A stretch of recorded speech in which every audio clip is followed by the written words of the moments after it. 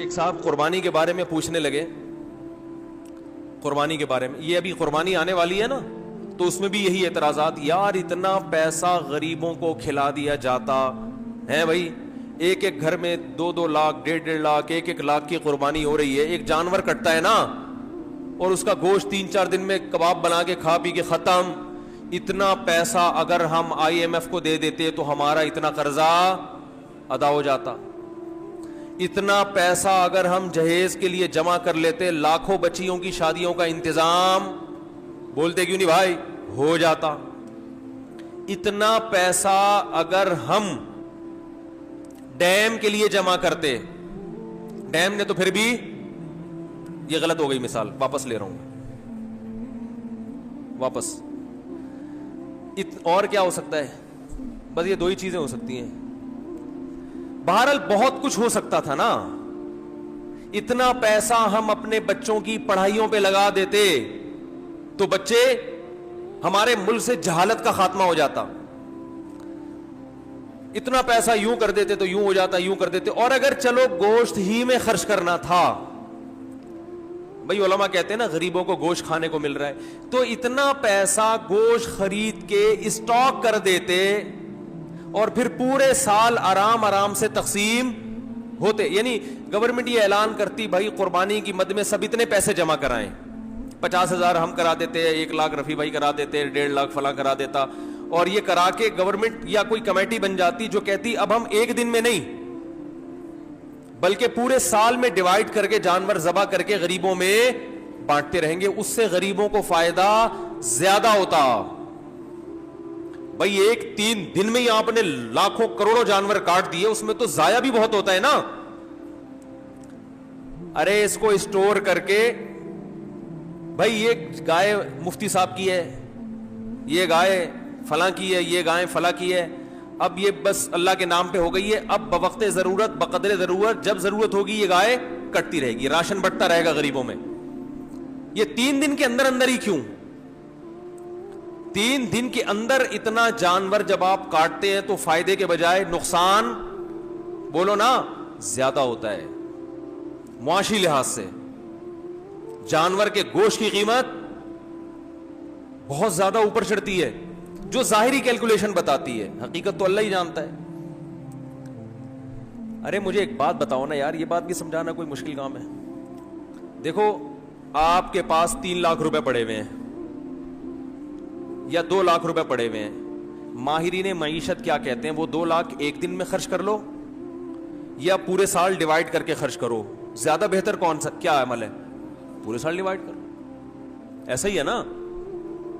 تو آپ کے پاس اتنے جانور, کروڑوں گائے بیل بکرے دمبے موجود ہیں, تو ماہر معیشت کہیں گے کہ 3 دن کے اندر کاٹ کے ان کے کباب بنا کے کھا جانا, اس سے بہتر ہے کہ ان کو پورے سال میں ڈیوائڈ کر دو. کچھ محرم میں کٹیں گے, کچھ سفر میں کٹیں گے, کچھ ربیع الاول میں کٹیں گے, اس سے گوشت کی قیمت بھی کیا رہے گی, ہمارے کنٹرول میں رہے گی, وافر مقدار میں غریبوں کو گوشت بھی ملتا رہے گا. عقل تو یہی کہتی ہے. اسی وجہ سے یہ لبرلز لوگوں کو بڑے اعتراضات ہوتے ہیں, یار یہ کون سی قربانی ہے, یار یہ کیا ہے, یار یہ کون سا طریقہ ہے, یار جانور لاؤ کاٹو, چاہ پہ کسائی لے گیا نکال کے, اور کھال جو ہے نا وہ فلان لے گئے, اور پھر وہ کھایا پیا 3 دن ہلا گلا. کچھ لوگ اسٹور کر لیتے ہیں لیکن وہ بھی اپنے لیے کرتے ہیں, غریبوں کے لیے تھوڑی کرتے ہیں. محرم میں حلیم پکا دیا اس سے, بس اس کے بعد نہیں چلتا وہ. تو یہ کیا ہو رہا ہے. دوسری بات, گوشت خرید کے اگر وہ سستا پڑتا ہے, جانور خرید کے کاٹ کے کھایا جائے تو وہ اور زیادہ مہنگا پڑتا ہے. تو یہ کروڑوں روپے کا سرمایہ اس طرح بھی ہلاک ہو رہا ہے. ارے یہی بکرا آپ عام دنوں میں خریدو آدھی قیمت پہ ملے گا, بلکہ گوشت خریدو تو اور سستا ملے گا, اور گوشت بھی اپنی مرضی کا ملے گا. جو سری پائے کے عادی نہیں ہیں وہ سری پائے نہ خریدیں, لیکن یہی آپ بقرعید والے دن خریدو تو ڈبل قیمت پہ. کیا خیال ہے بھائی؟ اور اگر کاٹنا ہی تھا تو جو لنگڑے لولے جانور ہیں ان کو کاٹ دو, گوشت تو سب میں ایک ہی جیسا نکلتا ہے نا. ارے کسی کا جانور لنگڑا ہے, اندھا ہے, کاڑا ہے, کنکٹا ہے, وہ تو ویسے ہی گوشت پہ تھوڑی کوئی اثر پڑتا ہے. جانور اندھا ہو گوشت تھوڑی اندھا ہے. لیکن شریعت نے کیا کہا؟ معذور جانور کی قربانی بولو بھائی نہیں ہے. یہ تو ایک اور اعتراض ہمارے لیے کھڑا کر دیا. تو اتنے سارے اعتراضات قربانی پہ ہوتے ہیں, ان سب کا ایک ہی جواب ایک حدیث میں موجود ہے. صحابی نے پوچھا یا رسول اللہ یہ قربانی کیا ہے؟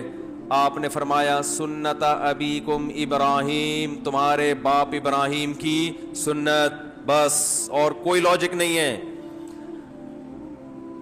جب اللہ نے ابراہیم علیہ السلام کو حکم دیا بیٹے کو ذبح کرو, تو اس کی کوئی لاجک سمجھ میں آتی ہے؟ ابھی تو گائے کاٹنے کا کہا جا رہا ہے, بیٹا کاٹنا تک کا تو کوئی تک بنتا ہے ہی نہیں. بھائی بیٹے کو کاٹنے کا حکم دیا جائے, یہ کسی لبرل کو آپ سمجھا سکتے اس کی حکمت ہے؟ بھائی اقوام متحدہ کو قائل کر سکتے ہو کہ بیٹا کاٹنا بھی اس کی کوئی تک بنتا ہے اس کا؟ وہ مانیں گے؟ ہے بھائی کسی کو بھی بٹھا کے سمجھاؤ یار فلاں کو اللہ نے حکم دیا بیٹا کاٹو, تو آپ فوراً کہو گے یار ہو سکتا ہے وہ بیٹا چور ہو, معاذ اللہ, یا وہ بیٹا اتنا بڑا مجرم ہو کہ اس نے کئی لوگ کاٹ چکا ہو, تو اب باپ کو کہا جا رہا ہے اس بیٹے کو کاٹو تاکہ مزید لوگ نہ کٹیں. ڈاکو ہو, چور ہو, ہے نہ بھائی وہ بیٹا بھی کون ہے؟ اسماعیل پیغمبر کا بیٹا, اور جس کے بارے میں بشارت دی گئی تھی کہ بطور انعام کے دیا جا رہا ہے آپ کو, آپ کی قربانیوں کا صلہ ہے یہ بیٹا, بطور گفٹ, جس کے اچھا ہونے میں دو رائے نہیں ہو سکتی. ایسے بیٹے کے بارے میں حکم دیا جا رہا ہے ابا کو کہ اس بیٹے کو کیا کر دو؟ ذبح کر دو. آپ کہہ سکتے ہیں ہو سکتا ہے بچے کا امتحان لیا جا رہا ہو کہ یہ بچہ کتنے پانی میں ہے, کاٹنے کا اصل حکم نہ ہو بلکہ اللہ دیکھنا چاہ رہے ہو کہ بچہ آگے سے رسپانس کیا کرتا ہے. تو بچے نے جواب کیا دیا تھا؟ یا ابت افعل ما تؤمر, اے ابا جو کہا گیا ہے عمل کر لیں. تو بچہ ایگزام میں کامیاب ہو گیا, اب اللہ کہتے بس نہیں کاٹیں. ہے بھائی تو جیسے ابراہیم علیہ السلام کو حکم دیا اپنے بیٹے کو کاٹیں, اس کی لاجک کچھ بھی نہیں ہے سوائے اس کے کہ ابراہیم بھی اللہ کے, بیٹا بھی اللہ کی مخلوق پہلے ہے, ابراہیم کا بیٹا بعد میں. تو اللہ کہہ سکتا ہے بھائی میں تو ویسے بھی کسی کو کسی وقت موت دے سکتا ہوں, آپ نہیں کاٹیں میں کسی اور حادثے سے ہلاک کر دوں. یہ تو مجھے اختیارات ہے نا, دیا بھی تو میں نے. یہ ثابت کرنے کے لیے کہ ابراہیم تو میرا بندہ ہے اور تیرا بیٹا بھی میرا غلام ہے. غلام کو جب حکم دیا جاتا ہے تو اس کے پاس کیوں کا آپشن نہیں ہوتا, بس یہ ثابت کرنے کے لیے کاٹو. تو ہمیں حکم دیا جا رہا ہے کہ بیٹے مت کاٹو بلکہ بیٹے تو مزید پیدا کرو, نسل بڑھانے کا حکم ہے نا. لیکن بیٹے کے بدلے میں جانور کاٹو, اور اس جانور پہ جو اعتراضات ہوں کہ کیوں کاٹنے کا حکم دیا جا رہا ہے, اتنے پیسے سے غریب کی شادی کرا دیتے. ایک تو غریب کی جب بھی مثال آتی ہے شادی کی آتی ہے بیچارے کی مثال, کیونکہ غریب کے ہر مسئلہ حل ہوتا ہے, شادی نہیں ہوتی بیچارے کی. غریب کو روٹی بھی مل جاتی ہے, لوگ زکات فطرہ دے دیتے ہیں غریبوں کو, میں نے دیکھا ہے, بلکہ دیتے ہی غریبوں کو ہیں, تلاش کر کر کے غریبوں کو دیتے ہیں. ہر کام علاج بھی ہو جاتا ہے. غریب کا مسئلہ اٹکتا کہاں ہے؟ رشتہ لینے جائے گا, جتنا بھی ترس آ رہا ہو نا آپ کو, آپ بولے گا بھائی تو یہ 1 لاکھ مزید لے لے, پتلی گلی سے نکل یہاں سے, بیٹی نہیں دوں گا. تو غریب کے سارے مسائل کہاں کے کھڑے ہوتے ہیں. اس لیے میں مثال دیتا ہوں غریب کی شادی نہیں ہوتی اس کی بیچارے کی, رشتہ نہیں دیتا کوئی, تو غریب بھی نہیں دے رہے ہوتے. کمال کی بات یہ ہے غریب بھی نہیں دے رہے ہوتے اس کو. تو اس لیے میری زبان سے نکلتا ہی یہی لفظ ہے ہمیشہ. کیا بات کر رہا تھا میں؟ ہاں تو میں یہ کر رہا تھا کہ لوگ کہہ سکتے تھے کہ یہ جو تم نے 1.5-2 لاکھ کا بیل خریدا ہے, اس سے کسی غریب کی شادی کرا دیتے, یا کھانا کھلا دیتے, یا کسی غریب بچی کو جہیز دے دیتے, یا فلانا کر دیتے, تو ڈمکانا کر دیتے. تو آپ ان سے بولو بھائی جب ابراہیم علیہ السلام کو اللہ نے حکم دیا تھا بیٹے کو ذبح کرو, تو ابراہیم علیہ السلام بھی اس قسم کے اشکال اگر کر لیتے تو وہ اللہ کے خلیل نہ بنتے, وہ معاذ اللہ نقل کفر شیطان کے دوست بن جاتے. تو آپ مجھے بھی شیطان کا دوست بنانے کی کوشش نہ کریں. اللہ نے حکم دیا کہ کاٹو, تو میں کیا کروں گا؟ کاٹوں گا. اور حج میں تو اس سے بھی زیادہ عجیب معاملہ ہوتا ہے. یہاں تو ہم گوشت کھا بھی لیتے ہیں, کھلا بھی دیتے ہیں. مینا میں جو کروڑوں لاکھوں جانور ذبح ہوتے ہیں وہ تو بیچارے اکثر ضائع ہو جاتے ہیں. لیکن عقل پرستوں کو اللہ نے یہاں ایک جواب دیا ہے کہ تم جو یہ فلسفے کیلکولیٹر لے کے بیٹھتے ہو نا کہ اتنے جانور اگر یوں ایکچولی یوں ہو جاتا تو ہر سال اگر کٹتے تو ایکچولی گوشت کی قیمتیں کنٹرول میں رہتی ہیں, اور ایکچولی یوں ہوتا اور اس سے اتنے غریبوں کے پیٹ بھر جاتے اور اس سے تو جانور ختم ہوتے ہیں. تو اللہ نے ابراہیم علیہ السلام کی سنت میں بتا دیا کہ ابراہیم نے اپنے بیٹے کو ذبح کرنے کے لیے لٹایا تھا نا, تو سب سے زیادہ نسل چلی کس کی ہے؟ اسماعیل کی. اور برکت کس میں ہوئی؟ اسی بیٹے میں. آئی بات سمجھ میں؟ کوانٹیٹی کے لحاظ سے بھی اور کوالٹی کے لحاظ سے بھی. آج بھی دنیا میں خاندان افرادی قوت کے لحاظ سے سب سے زیادہ سید ہیں دنیا میں, جن کو شاہ بھی کہا جاتا ہے, سید بھی کہا جاتا ہے, افرادی لحاظ سے بھی. اور روحانی اعتبار سے سید الانبیاء محمد صلی اللہ علیہ وسلم اللہ نے حضرت اسماعیل کی اولاد میں پیدا کیے. پتا چلا کہ بھائی جو اللہ کے لیے کٹے گا بڑھے گا بھی, بولو نا وہی. کتے تو 12 بچے دیتے ہیں اور کئی سال ہو گئے کہ KMC والے نہیں مار رہے, پھر بھی اتنے نہیں ہوئے ہیں بھائی, یہ تو اللہ کا فضل ہو گیا. لیکن گائے, بیل, بکرے, دمبے روزانہ کروڑوں کی تعداد میں کٹتے ہیں, اتنے کہ ہمارے تصور سے جب بھی شنواری جاؤ گے 8-10 بکرے لٹکے ہوئے نظر آئیں گے آپ. ہر ہوٹل پہ یہی ہے. او بھائی سال میں ایک بچہ دیتی ہے بکری یار, گروتھ ریشو کیا ہے؟ ایک بچہ سال میں.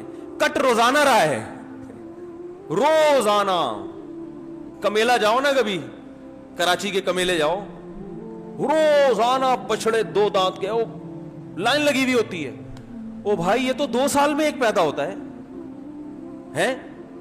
یہ مرغیوں کی طرف 24-24 انڈے تھوڑی دیتی ہیں بکریاں اور گائے کہ 24-24 بھینسیں نکل رہے ہیں اس میں سے. اتنا کٹ رہا ہے, اتنا کٹ رہا ہے, اتنا کٹ رہا ہے.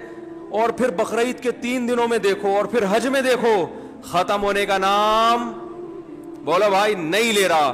یہ ہے کوانٹیٹی کے اعتبار سے برکت, اور کوالٹی کے اعتبار سے برکت دیکھو.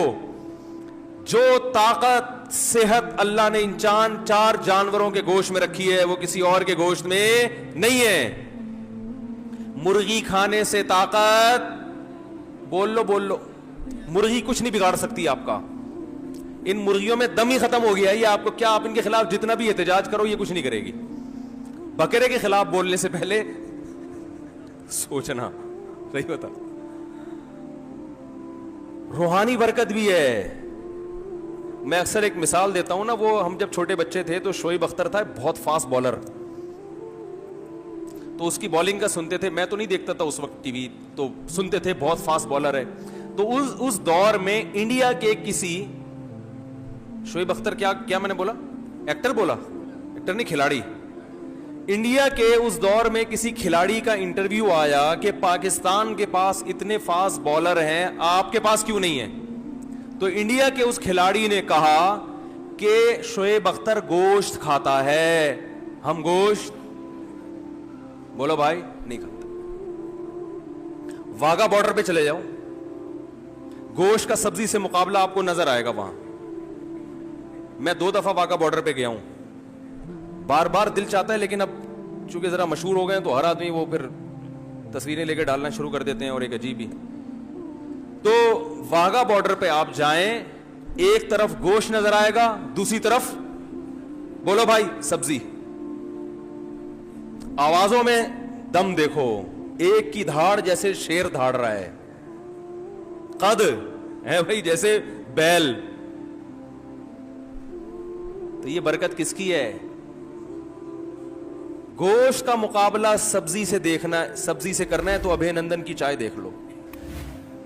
ایک سبزی کھا کر اڑا تھا ہے بھائی ہوا میں, اور ایک بولتے کیوں نہیں یار, اس میں تو کوئی کچھ نہیں, کوئی پابندی نہیں ہے یار, آپ تو گوشت کھاتے ہو نا. ایک نے سبزی کھائے تھے ٹماٹر جس پہ پھر ہم پہ پابندی لگائے گی کہ ٹماٹر پہ پابندی لگا رہے ہیں ہم. لگا دو پابندی, گائے پہ پابندی نہ لگانا. انڈیا نے دھمکی دی تھی نا ہم تمہارے ٹماٹر بند کر دیں گے, تو ہمارے یہاں تو ٹومیٹو کیچپ میں ٹماٹر نہیں ڈلتا. ہمارے یہاں تو ٹومیٹو کیچپ میں نہیں ڈلتا ٹماٹر, وہ پتہ نہیں کیا ڈل رہا ہوتا ہے. تو ٹماٹر بند کرنے سے ہمارا کوئی نقصان نہیں ہے. انڈیا سے جو گائے آ رہی ہیں اور وہ بیل آ رہے ہیں نا, جو ہندو نہیں کھاتے, کہ آپ بہت اچھا کرتے ہو, بہت اچھا. آپ گائے کو اپنی ماں سمجھو, گائے کی سیوا کرو, سجدہ کرو گائے کے سامنے, ہمیں کوئی اعتراض نہیں ہے, کیونکہ آپ کھاؤ گے تو ہمارے لیے کھانا مہنگا ہو جائے گا تھوڑا سا. تو اگر آپ یہ دھمکی دیتے کہ ہم پاکستان کو قربانی کی گائے بند کر دیں گے تو ہم پریشان ہوتے. بھائی ہمیں تو واہگہ بارڈر پہ آپ کے خلاف جو نعرے لگانے پڑتے ہیں وہ گائے کا گوشت کھائے بغیر ممکن نہیں ہے. ہمیں جو اڑتے ہوئے جہازوں کو کنٹرول کر کے زمین پہ لا کے پائلٹ کو چائے پلا کے واپس بھیجنے کا عمل ہے, یہ گائے کا گوشت کھائے بغیر ممکن نہیں ہے. گائے بند نہ کرو ہماری. اب مجھے ڈر ہے کہ وہ بھی گائے کھانا نہ شروع کر دیں یہ بیان سن کے, لیکن ان کو ٹائم لگے گا. آج اگر وہ ہندو گائے کھانا شروع بھی کرتے ہیں تو وہ تو ظاہر ہے ان کی جین میں شامل ہونے میں 5-6 صدیاں بھی گزریں گی. ہم تو ہزاروں سال سے کھا رہے ہیں بھائی. ابھی آپ کو گائے کھا کے بھی ہمارا مقابلہ کرنے میں 200-400 سال لگیں گے. یہ گائے, باقی آپ کہہ سکتے ہیں وہ گائے کھانے سے کولیسٹرول بڑھتا ہے, وہ اس لیے بڑھتا ہے کہ وہ پھر کام جہازوں والے نہیں ہو رہے نا. سارے تھوڑی ابے نندن کے مقابلے میں ہوا میں یا واگا بارڈر پہ پریڈ کر رہے ہیں. زیادہ تر تو گائے کھا رہے ہیں اور کمپیوٹر کے آگے بیٹھ کے بس یہ انگلیوں کی جو مسل ہے نا ان کی ایکسرسائز ہو رہی ہے. اس کے لیے گائے کھانے کی ضرورت, بولو بھائی, نہیں. آفس میں بیٹھے ہوئے ٹھش پش, تو اس سے کیا ہوگا؟ تو پھر وہ ظاہر ہے پھر تو پھٹو گے. گائے پھر یہ گائے کی توہین ہے. یہ جو گائے کا گوشت کھانے سے کولیسٹرول بڑھتا ہے, یہ گائے کے گوشت کی توہین کی وجہ سے بڑھتا ہے. کیا آپ نے بڑا گوشت کھایا, کام بڑے نہیں, کام چھوٹے چھوٹے, مرغیوں فارمی مرغی جیسے کام کر رہے ہیں آپ, اس لیے کولیسٹرول بڑھتا ہے, ہارٹ اٹیک ہوتا ہے. بڑا گوشت وہ کھائے جو کام کیا کرے, بڑے کرے, جو فضاؤں میں جہازوں پہ قبضہ کرے, پائلٹوں کو آسمانوں سے نیچے اتارے اور پی آئی اے کے جہاز لے جا کے, اللہ کی پناہ یار, یہ بھی ہمارے یہاں ہو رہا ہے. اس میں گائے کا قصور نہیں ہے, یہ پی آئی اے والوں کا ذاتی قصور ہے. تو خیر میں یہ عرض کر رہا تھا کہ نبی صلی اللہ علیہ وسلم نے فرمایا یہ قربانی کیا ہے, تمہارے باپ ابراہیم کی سنت. اس میں بتا دیا کہ قربانی وہ کرے گا جو اپنے آپ کو اللہ کا غلام سمجھتا ہے, کہ میرے رب نے جس بات کا مجھے حکم دے دیا میں اس کا پابند ہوں, میری سمجھ میں آئے یا نہ آئے. اور آپ دیکھو کیسا عجیب حکم ہے, 3 دن تک آپ جانور کاٹ سکتے ہو, تیسرے دن کا سورج غروب ہوا اب آپ جانور نہیں کاٹ سکتے. وہ کاٹنا عبادت نہیں ہے. اب وہ ایک جانور ہے, گوشت کھانا ہے تو کاٹ لیں, نہیں کھانا تو چھوڑ دیں, قربانی نہیں ہوگی. حالانکہ وہی جانور ہے, وہی نیت ہے, لیکن اللہ نے کہا نہیں یہ عبادت ہے. عبادت ٹائم کے اندر ہوتی ہے, ٹائم جو جس چیز کا ٹائم ہے اسی ٹائم پہ. عید کی نماز عید کے دن ہوگی, آج اگر کوئی عید کی نماز پڑھنا چاہے تو تھوڑی ہوگی. تو اسی طرح یاد رکھیں جیسے اللہ نے قربانی کا حکم دیا یہ بتانے کے لیے کہ اس حکم پر وہی عمل کریں گے جو مجھے اپنا رب سمجھ